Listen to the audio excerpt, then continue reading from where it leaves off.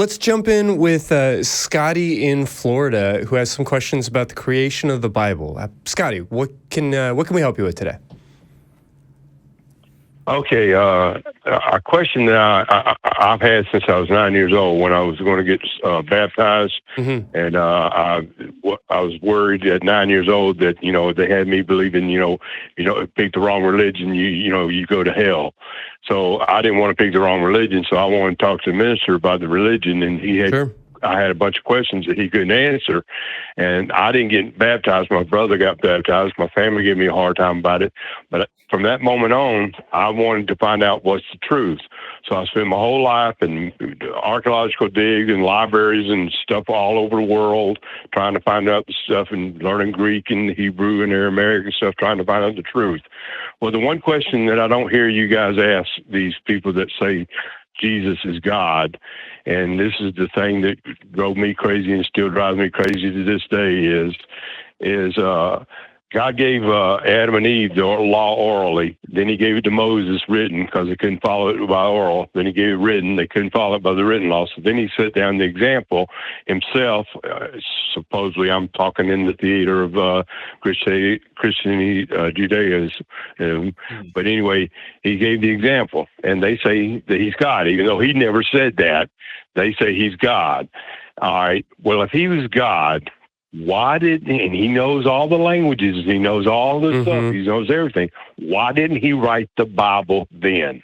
Instead of waiting for somebody who didn't even know him, didn't even talk to him 300 years later to write the canonized Bible, which wasn't even truly canonized until after the Jews canonized their Old Testament. Yeah, so you've got 66 different books all cobbled together at the Council of Nicaea. Like, I mean, this is really central for me. We have people call in all the time and say, my entire house burned down, but not the family Bible, or because God predicted that there would be 7 days in the calendar week, therefore Jesus is in charge, or the Shroud of Turin, like all of these different things that supposedly point to the existence of God, but they really make me just want to shake and ask if there truly is this all-powerful, loving being who desperately wants me to know him.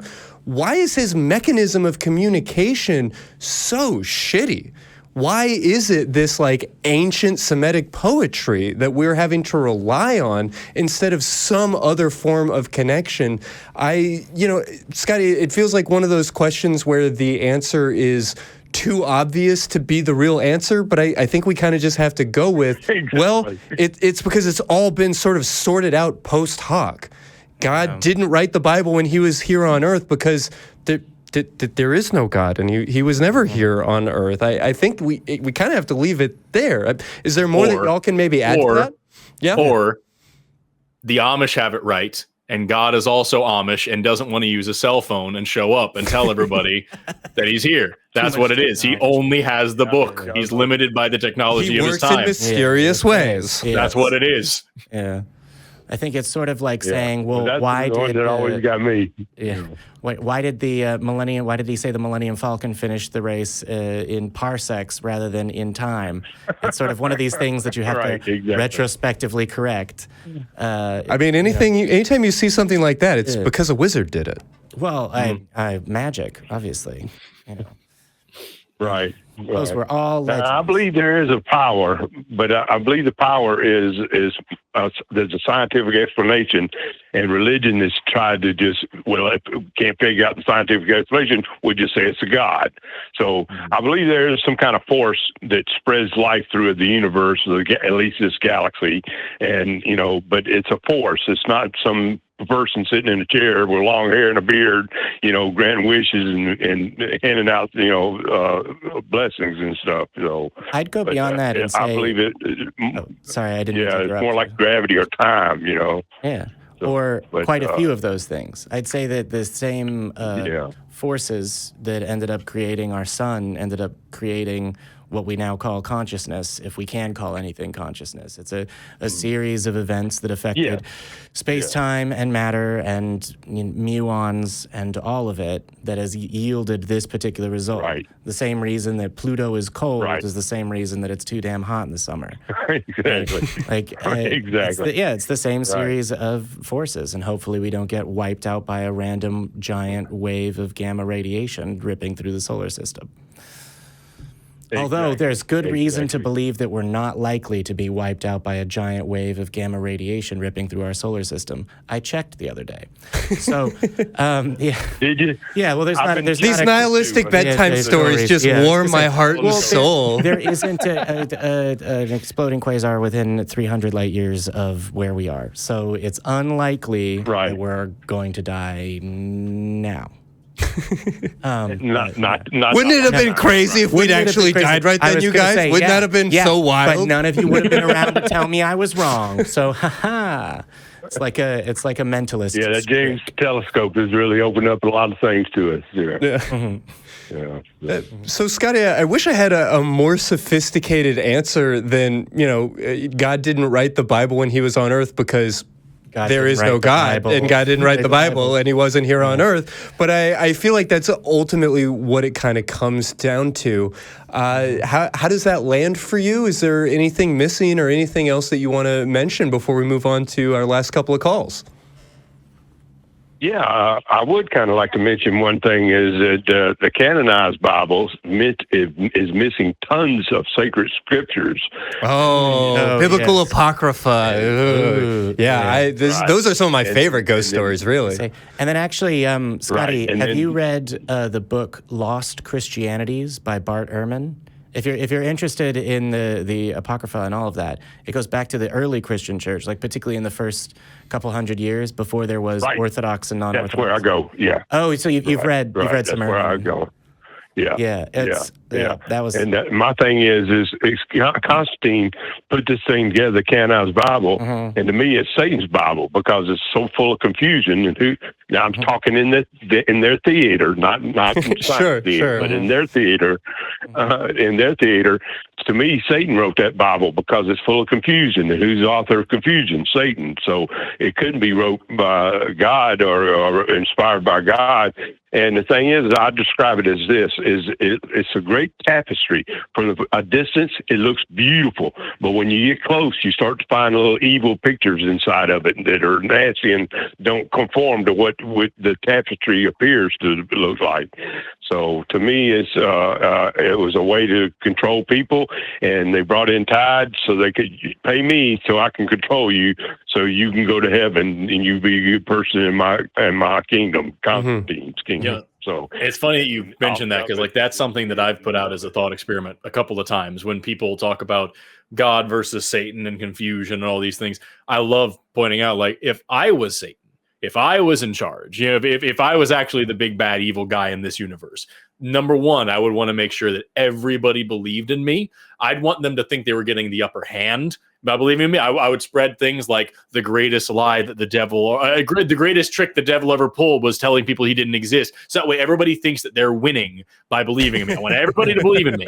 And then the second thing I want is for everybody to believe that I'm God and that God is me. And I would put out a book full of homophobia and hatred and racism and genocide and misogyny and all sorts of bullshit that's confusing and nonsensical, and it endorses slavery at one point. But there's this other part where it kind of doesn't, so people can argue about that. They can be. I would make it the most confusing shit in the world, and I would make sure to tell everybody that everybody who talks about gender equality and sexual equality and equality of religion and of belief and of working together as one community, those are all the Satanists. Those are the sinners. Those are the bad guys. Remember, you guys don't like Satan. I'm telling you, all the people who want equality, those are the evil people. You should be doing the thing in the book that says that it's good. I'll be doing the same shit, man. And I said that the most compelling argument for the Bible I have ever heard. I'm actually starting to rethink. I've been waiting for evidence all these years. That's okay. Yeah. Well, keep going. You're scaring me, but keep going. I'd make it as difficult as possible. And I said that on a show. I think it was here once. It was on AXP or on Talk Heathen once. I gave that thought experiment. And somebody emailed me through my ACA email and was like, Forrest talked about how Satan compared Satan with God and suggested that God might be Satan. But in Matthew chapter whatever, it says that blasphemy is a sin. And so you should really rethink that because you're going to go to hell. And I was like, what's the thought process here on sending me this? It sounds like you did not consider my proposition. Got me is at the end of the Bible, it says, and nobody should change any word in this or they'll have all the curses. And my thought, even as a child, I thought, well, that's the perfect thing to put in there to make sure nobody changes your word, Right. But something else I like for you to think about is Jesus said he came for the Jew. He did not say he came for the Gentile. Paul made it for the Gentile.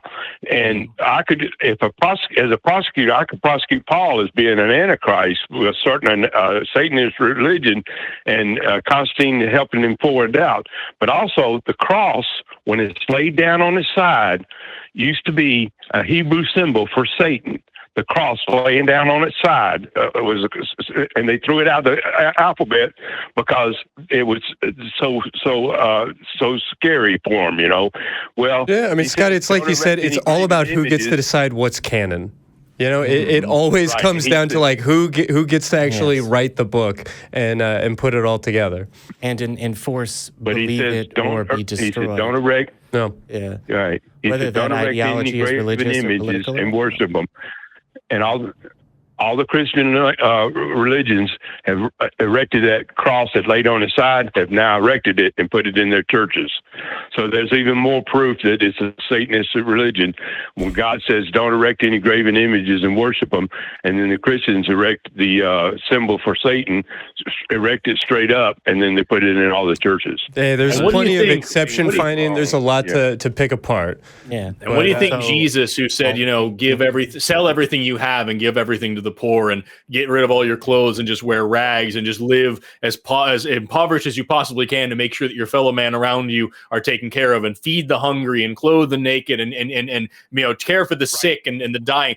What do you think he would think of the mountains of gold hoarded in all these churches, these massive, what do you call it, frescoes and murals and arts and painting and all these ridiculous, exorbitant displays of wealth that could cure world hunger overnight? I'm sure he would love it. Not just hoarded inside. There's literally giant gold palaces, and then even taking a step back from the details of a particular religion, I feel like in the same way that astronomers have been able to figure out, these are the stages of how a star forms, this is what the beginning and the middle and the end of the life cycle of this particular star is, I think that in the modern era, we've witnessed the birth of religions, and we've seen ones in later and more evolved forms, right? The Church of Scientology is very new, and we saw how it formed, and it formed around a single person that was a cult leader.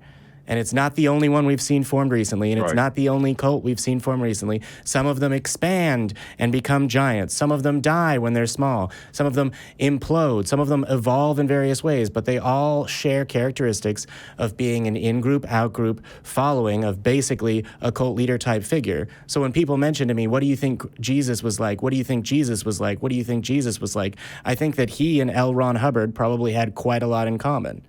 Mm-hmm. Yeah, fair to say.